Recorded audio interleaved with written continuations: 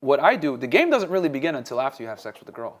And the reason why is because after that point, now she's going to start to really either sink or swim.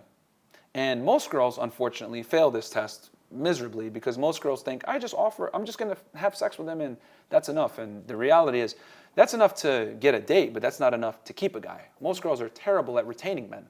Girl game is being able to retain the guy.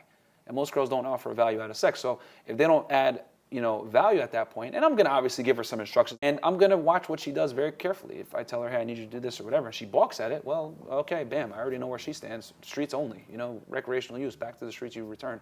Because I don't really have time for girls that are going to be liabilities. I mean, men have to be very diligent about this because men take far more risk when they date a girl than when a girl dates a guy. So would you not be with a woman for her family background or whatever like that?